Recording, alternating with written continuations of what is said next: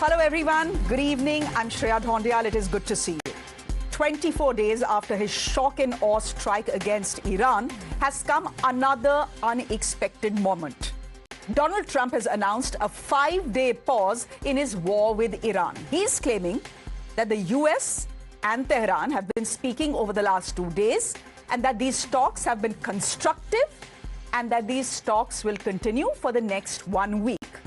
So, Donald Trump puts down on Truth Social that he's decided to pause all strikes on Iran's power plants and energy infrastructure. Now, ladies and gentlemen, this so-called pause is coming 12 hours before his 48-hour ultimatum to Iran was to expire. If you remember, on Saturday, Mr. Trump had via social media warned Iran that if they didn't open up the Strait of Hormuz, he would obliterate Iran's power plants and energy infrastructure. Now here's the twist. While Donald Trump claims that the 2-day talks with Iran have been constructive, Iran is saying there have been no talks. Its foreign ministry is saying that Trump essentially is trying to lower energy prices, that he's buying time to implement his military plans.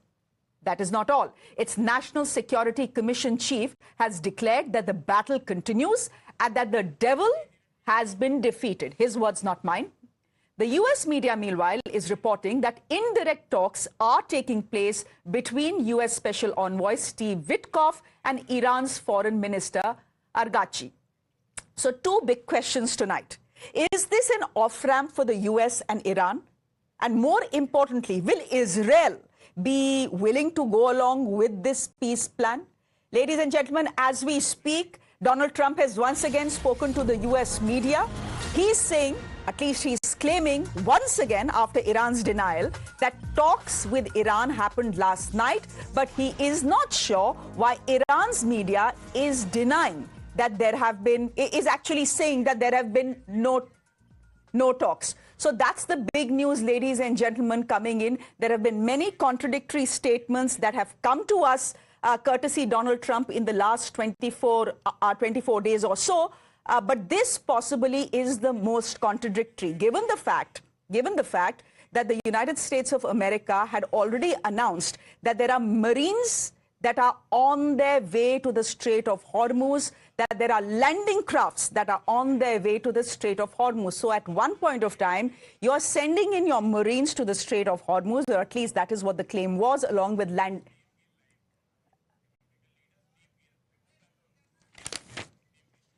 Okay, so those are the contradictory claims being made. Let me go across to our guests who are joining us this evening. Steve Gill is a Republican leader. He's joining us on the broadcast. Good evening to you, Steve. Christopher Hale is a Democratic strategist. He'll be joining us in just a bit. And Tara Karta is a former director of National Security Council Secretariat here in India. She'll be joining us in just a bit as well. Steve, can you help me understand what exactly happened? Here was the United States of America barely hours ago today asking Americans who are in the Middle East to be safe and try and leave as soon as they can. Then there were talks about how the US is sending in Marines to the Strait of Hormuz. And now you have this 5-day pause, which Iran, just by the way, is denying. Well, I think that there are a couple things here. One is the pause is intended to focus on targeting their power supplies, their infrastructure. That does not mean that the hostilities on the part of the U.S. and Israel are coming to an end. I think you're going to continue to see the bombardment on their ballistic missile opportunities, on their launchers, those kind of things. So it's important to distinguish between the attacks on what may wipe out their power and water supplies versus the continued military targets that I think are going to continue to be the targets. And if the Marines are there, they may be there to take Karg Island, which would be very significant. I think the most interesting thing about Trump's tweet is that he refers to the country of Iran, essentially, rather than the Iranian regime, which is raising some speculation about who is he talking to. And if the Iranian regime is saying he's not talking to us, is he talking to Reza Pahlavi? Is he talking to those who may come into power next, rather than to the Iranian regime? We don't know. It may mean nothing in the way he worded his tweet, or it may mean a lot. But here's the point, Steve. The fact is that if the US is claiming to be speaking to Iran, They are speaking to someone in a position of power. Now, your own media is reporting, Axios is reporting, that that said person with whom these talks are being held is the foreign minister of Iran, which means that you're very much speaking to the regime that you had hoped to overthrow. Is this an admission that the regime change is not happening?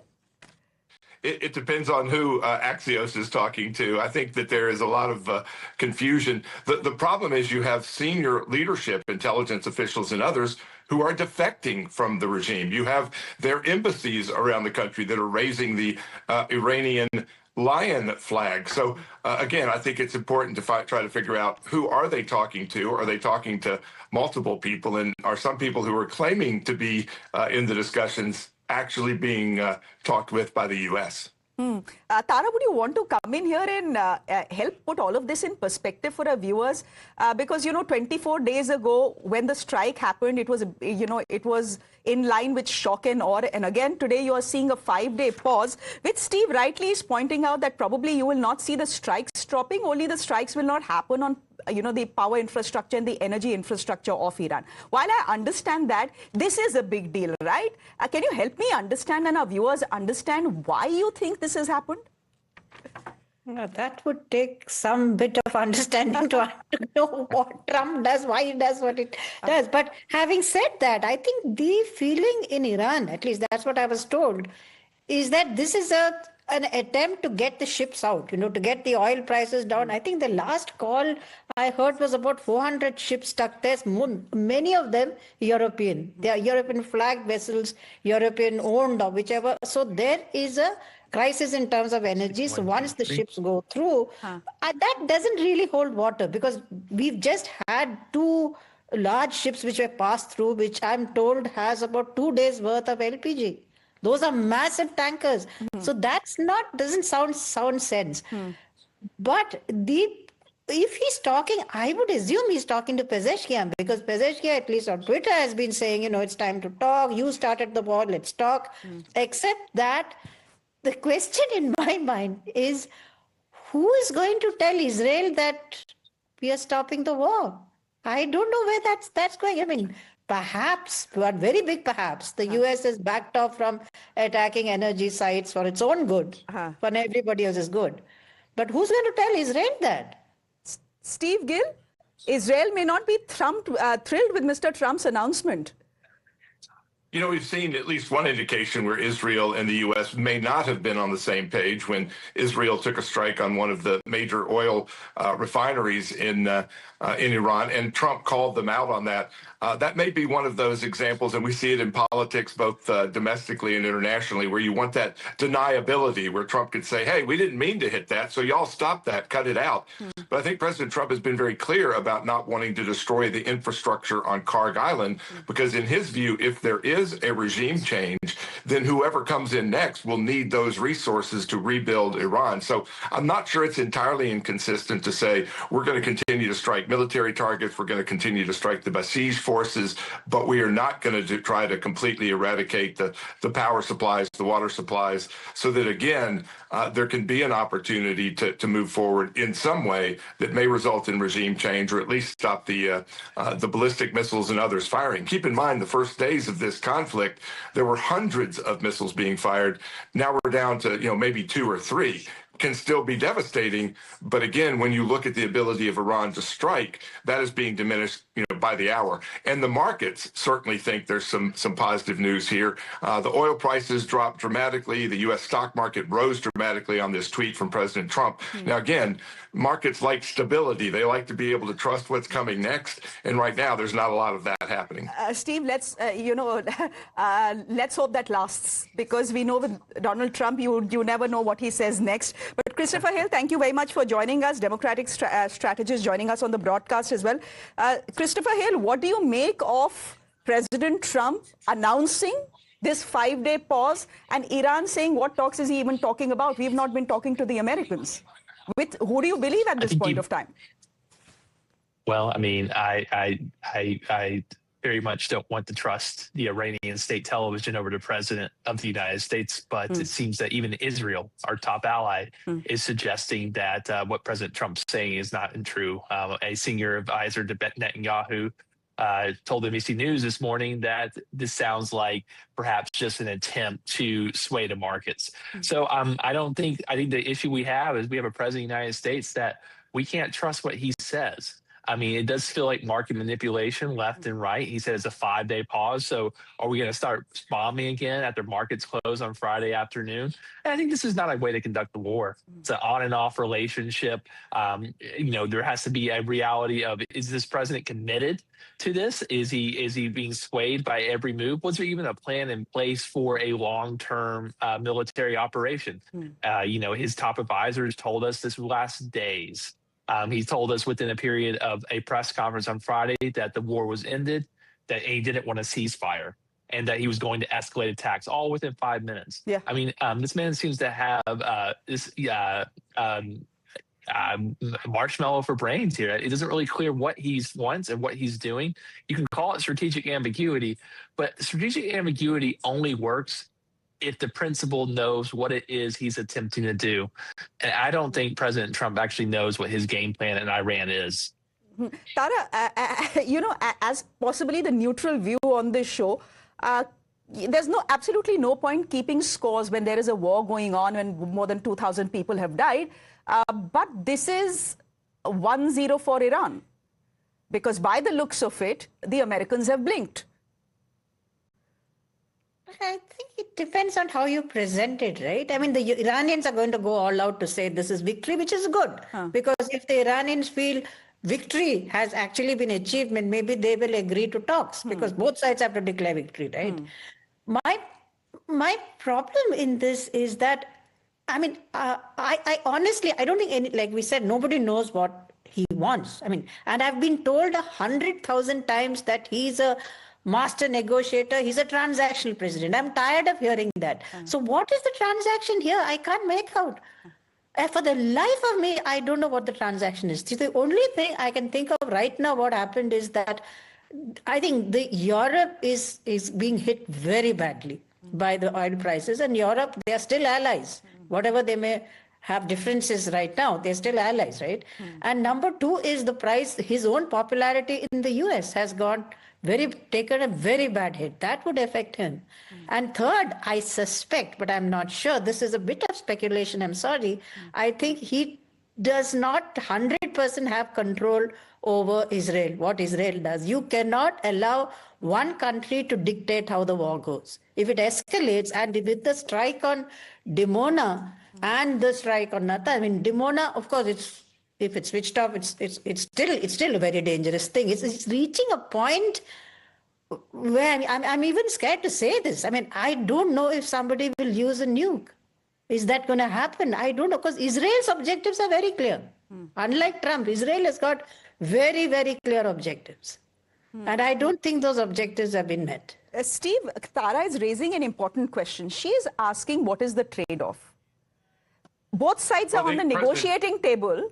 But what is it that they are negotiating? Because the United States of America was very clear, and Israel was very clear, that a regime change is what we need, and a regime change is what will end this war. That regime change has not happened. Now, today, Mr. Trump has again spoken to the US media. I think he's spoken to CNBC, and he has said, well, if you look at it, then what is happening in Iran is actually a sort of regime change.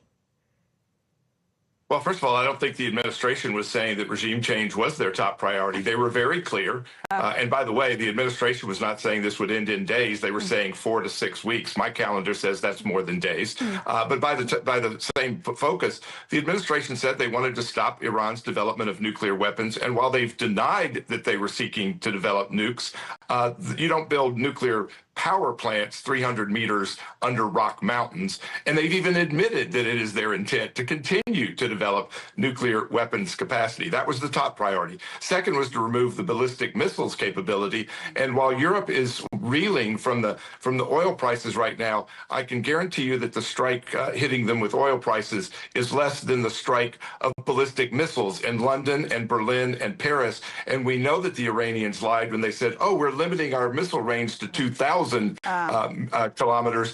It clearly is bigger than that. And I think Europe needs to be thanking President Trump for removing the threat of bomb blast and missile blast in their capitals that Iran clearly would seek to do. And third, Third, they want to eradicate their funding of terrorism around the world. Regime change may be part of what happens after those three things are accomplished, and the U.S. is close to accomplishing all three. But regime change was not the top priority by the Trump administration ever.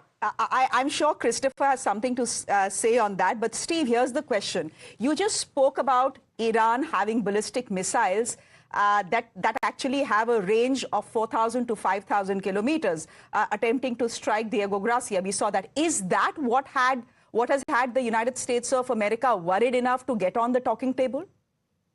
Well, I think that they have not just seen that is a threat. Again, those facilities are being degraded with the bunker buster bombs and with the continued ability to degrade their ability to fire. They may have a lot more missiles, but if you don't have launchers, it's kind of like having a lot of bullets, but you don't have a gun. You can't fire them. So the U.S. is continuing the military attack on these targets, and that will continue even if there is a pause of dealing with the power plants, the water plants, and some of the infrastructure. Christopher, if you look at the tone and tenor of President Trump's note/message on Truth Social, it's fairly soft compared to what we've heard from him before, right? And now you have someone like Steve Gill who is saying, well, regime change was in any case never the top priority. What do you make of that?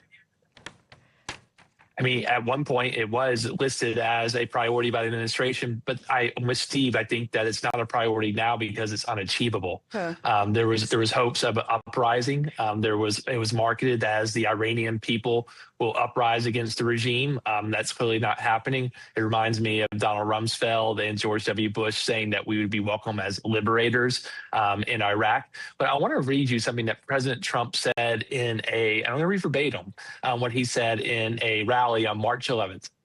He said, "We won. The war was over in its first hour." And then 2 minutes later, he said, "But we don't want to leave early, do we? We got to finish a job. It's not over yet. We've got to win this war." So I guess I want to ask Steve, if I can ask directly, is the war over? Did we win? I mean, what is actually the end goal for the Trump administration? You're a lot closer to them than I am. What is the end goal if it's not regime change? And we were told that they were going to obliterate the nuclear arsenal that Iran had. President Trump told us in June that he had done that. That we had done that with the strikes in June. What happened in June, and why is it being sold differently now? Steve, I'll let you answer that. Have the Americans won the war? Well, the Iranians have continued to develop their nuclear capabilities while denying it all along. They were denying it before. They had a major source obliterated last June. And as we have found out, they continue to have sources and resources hidden throughout the country that continue to need to be targeted. And that's what the administration is doing. The war was won, if you put it in one context. Can I just interrupt you here? Donald Trump is speaking. I think we can go across to that. I've requested. Now, I'm a big believer that they should be able to wear masks when they go and hunt down, murderers, criminals, and others. But for purposes of the airport, I've requested that they take off the mask. I don't like it for the airport, and I believe they are willing to do that. Why do they wear masks not at the airport, but they need to do it when they're out in the country? Because the people coming into the airport, typically speaking, aren't murderers, killers, drug dealers, etc. There may be a few of them, but there aren't many. They're people that want to come into the country, or that people want to leave the country, going to maybe their home country. So I didn't think it was an appropriate look for an airport. I think it's a very appropriate look when they're out on the street, trying to find one of the 11,888 murderers that Sleepy Joe Biden led into our country. Elon Musk, sir. Last year you gave a $10,000 bonus. Sorry. Last year you gave a $10,000 bonus to Tuesday workers who kept showing up to work during the shutdown. Will you do that again? Well, it could happen. It's amazing. There are people that are really, really loyal and great, and it's not easy for them. And this is all caused by the Democrats. Just so you know, all this money was approved. Everything was approved. This is done. The Democrats went in, and they want to have radical left lunatics come into our country. They want to have drug dealers. They want to have murderers come into our country. They want to have open borders, and we're not letting it happen. That's what this is all about. They don't want voter ID. They don't want proof of citizenship. They don't want mail-in ballots. They're so corrupt. What they want, the only thing they want is mail-in ballots. So we also added, as you know, into the... Okay, I think he's spoken about what is happening in the Middle East a little. Right before we cut to it, he's saying this is a great start for Iran to build itself back. Almost suggesting, Steve Witkoff, that this war is coming to an end. Is it coming to an end as far as you're concerned? Because Joe Kent certainly doesn't think so. In the first few minutes of this conflict, 40 of the top leaders in Iran, including the Ayatollah, successive intelligence officials, military officials, large numbers of their military regime have been eradicated. So from the standpoint of command and control, Iran is not continuing to run a war on their side. You have these isolated rogue groups, but at the same time, you have major leaders that remain, and President Trump has made it clear it's kind of hard to talk to the other side when everybody's dead, but you have major leadership that does remain who are defecting, who are fleeing the country. So you have won the war in terms of eradicating the leadership. There is still danger at play, and as the Trump administration has said, it will take 4 to 6 weeks to wrap up the other pieces of this, and that will give the people in Iran an opportunity to take control of their own country when the thugs on the streets are the only ones that have guns. Okay, so can we just put the pictures out of Donald Trump speaking, because I think he continues to speak. So just let's keep a live feed on our screens as well. There you are. Essentially, as of now, he said great start for Iran to start building itself. This is his first comment after the climb down. Let's hope we can put that out as well. And he's also saying we have not heard from the Supreme Leader yet. Can we just cut back to what he's saying? Maybe there's something important he's saying on the pause that he has just announced. Can we just go back and listen to it? On Iranian oil that was out to sea, you criticized President Obama for giving Iran $1.7 billion. Well, I just want to have as much oil in the system as possible. But Iran is and we don't even know if Iran gets that money. Frankly, I think it's very hard for them to get it. But you have ships that are out there that are loaded up with oil. Rather than keep it there, I would rather see it go to the system. Any small amount of money that Iran gets is not going to have any difference in this war. But I want to have the system be lubricated. Even $14 billion, you don't think helps them? Where's the $14 billion? Because the inflated price, they get $14 billion from the... I don't think they're getting the money. I could tell you, when this is all over, I will tell you who's getting the money. Mr. President, the Marines from California, given that it'll take them weeks to arrive, is the intention to police the strait or take cars? What are you talking about? Well, it's been reported that there are Marines that left California, left San Diego last week, at the end of the week. Why are they headed there now? Well, let me ask you this. If you were in my position and I asked you that question, do you really believe I'd give you that? It's a crazy question. Mr. President, we don't talk about strategy. Yeah? Another young woman was killed by an illegal immigrant that was let in under the Biden administration. Let in by Biden. Do you have a message for her family? It's devastating. These people were let in by Biden. We're getting them out. We're getting them out fast. That's why ICE is so important. They're doing such a good job. This animal, I saw the whole thing last night. They gave me a briefing. Came in through Joe Biden with his open door policy and his border czar, Kamala, who never saw the border. Never made one phone call. All the ICE people, you see, they all know me. Everyone knows me. They like me. I speak to them all the time. Didn't make one phone call during 4 years. She was the border czar to anybody on the border. Never went there. This person came in through the open door policy of Joe Biden, and we have others. We're taking them out by the tens of thousands. We're doing a great job, but it's a shame. They've hurt our country. Just remember this. Joe Biden and that gang of radical left lunatics, some very smart, but radical left and bad ideology, sick people. These people have hurt our country very badly. Are we directly talking with Iran? Power plants. How is that different from what Russia has been doing in Ukraine by hitting Ukrainian power? Well, I think it's a lot different. And if you look at the nuclear weapons that they wanted to have, that they wanted to possess, a lot of things are different. I'm not a fan of what Russia's doing either, just so you understand. All right? But it's a lot different. You're talking about a country that has been evil for 47 years. They've been horrible. Death all over the world. Not just us. Look at the way they attacked unexpectedly all of those countries surrounding them. It was not supposed to. Nobody was even thinking about it. but they wanted to take over the Middle East and they wanted to knock out Israel permanently. And if they had a nuclear weapon, they would have been able to do that. Mr. President, talking to Iran. Mr. President, do you know whether Joe Kent was leaking? Look, I'm not a fan of the guy. If you look at, and you never cover this, if you look at his truths or whatever he went on, if it's X or truth, if you look at his truths or his statements, he was all for everything. All of a sudden, he wasn't. He was a man that I met at Dover. He came and his wife was killed. He remarried fairly quickly.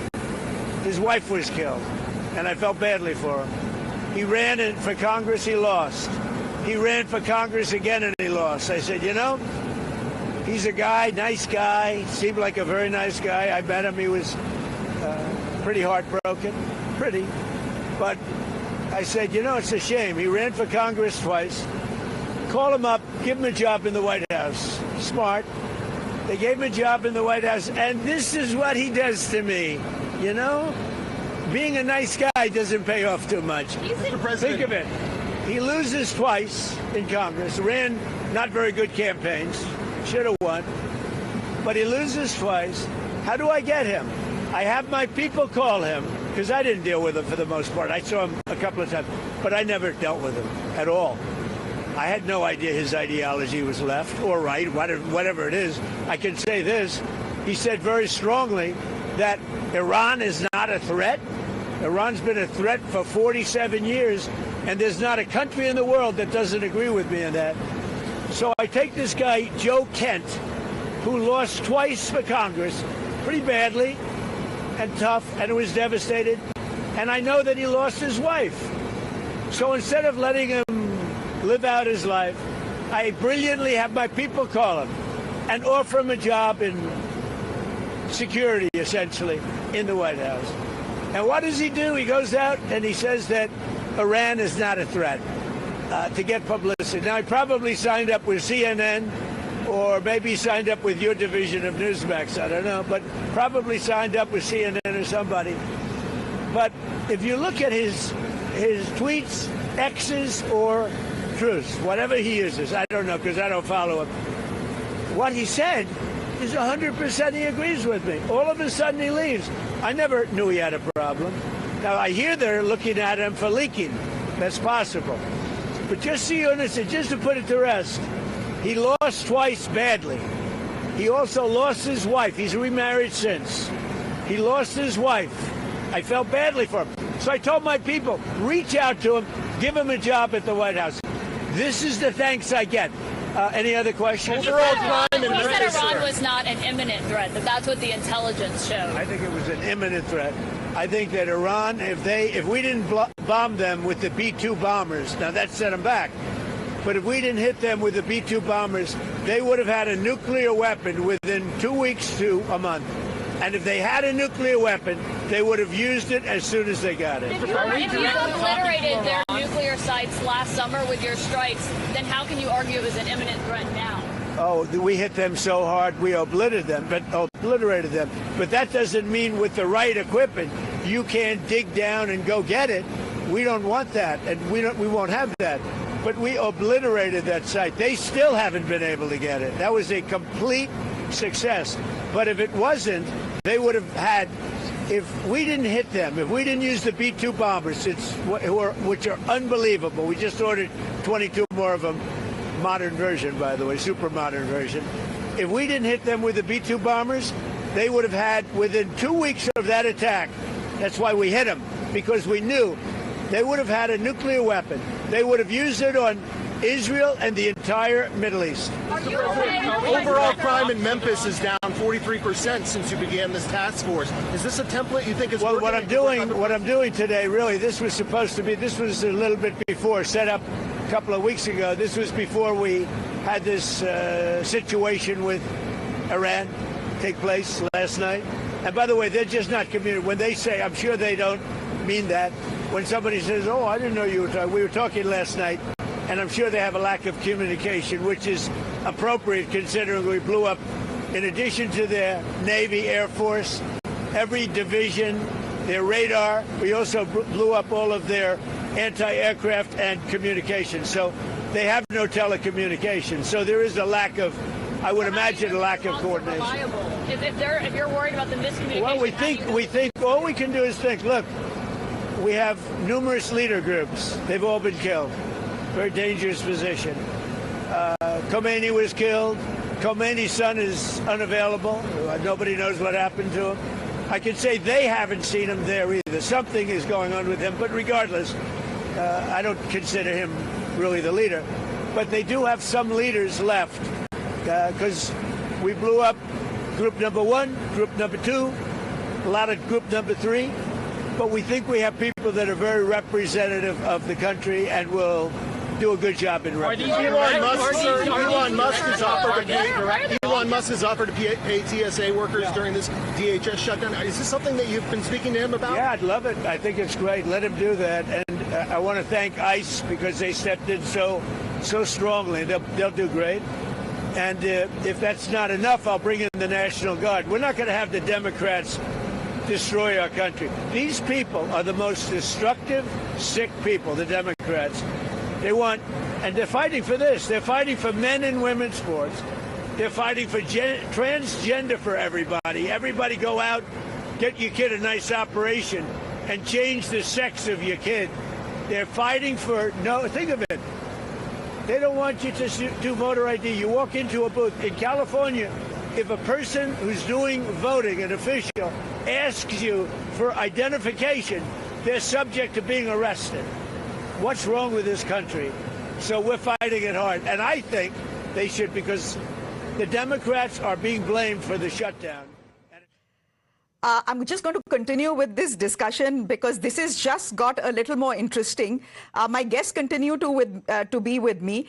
It's interesting, Tara, that President Trump is saying, I've spoken to Israel, and Israel is very happy. Under no stretch of imagination can Israel be very happy with the United States of America speaking to Iran. And what President Trump seems to be implying in that rather long and ongoing press conference is that Iran has agreed to all the terms of Israel and the United States, which I doubt is the case. Like I said, I do understand Israel's, fight here. I get that. I get what their fear. I mean, Iran has made no effort to, to placate anyone. Forget about Israel. Anybody. They fought with so many people. However, if like we were saying, there are tremendous costs Israel is paying. But I really can't believe that they would stop now. Why would they stop now? There is more. If the objective is to completely obliterate Iran's capabilities, and I agree with the earlier speaker that attacks have been going down, but they still launched that surprise one on Diego Garcia, why would Israel stop now? So unless, I'm assuming, this is like I said, these are all assumptions. We don't know. There's a bunch of, Russia's involved, China's involved, India's involved. There's a bunch of countries trying to stop this war because it's hurting all of us. The Europeans are trying to stop it. The GCC, for all their apparent unity, this has hit them sideways, right? These are major financial centers. Who ever thought that they would be hit? In the end, I support the fact that Iran needs to stop doing what it has been doing all along. That I get. But surely this is not the way to go about it. But honestly, with Trump, I don't know. I'm hoping what he said. He's not by any means, he's right on several things. He has been right on several things. Agreed. Can Steve just come in here? Steve, 2 questions. Why would Israel stop right now? That's a question Tara is raising, and it's a very pertinent one. And the second, the second question I want to ask you is stemming from what you said earlier on the show. You said you're sure that the Americans are speaking to someone who's not part of the regime. Today, you have Donald Trump. He's not named Iran's foreign minister, but almost hinting that he's speaking to not to Mojtaba, who's the supreme leader now, but he's speaking to someone from within the regime, a respected leader, which is the foreign minister of Iran. So he's very much speaking to the regime. Well, first of all, I did not hear President Trump say that the Iranians have agreed to everything. He didn't say anything of the sort of that. And I don't think he's identified who they are talking to, who is a leader in Iran. He hasn't been very specific at all about that. He did point out that the Iranian leadership, what is left of it, is really not even able to talk to each other. So there may be folks in Iranian leadership saying, hey, we're not talking to him because he's not talking to them. But while there's a group in eastern Tehran who are hiding so they don't get killed next, there may be a group in western Tehran who are in some discussions with some in the Trump administration. So there is no coordination among their regime because they can't communicate internally, and they're all hiding because they don't want to be the next person to be blown up. Okay, Christopher, would you want to come in here? You know, we've just heard from President Trump, and he's essentially saying, I don't know why the Iranian media is saying what they're saying, possibly because it's a miscommunication, because, you know, most of the leadership has been wiped out, which is why, you know, the voices that are coming from Iran about there being no talks with the United States may not necessarily be true. Do you buy that story?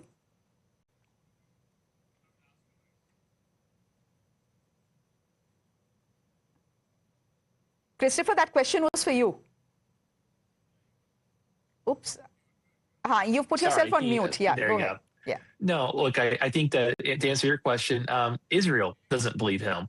I haven't seen a single administration official beyond the president confirm this on the record or on background. So I think that it's very possible that our 80-year-old president is just making things up, either in his mind or he's lying to the American people.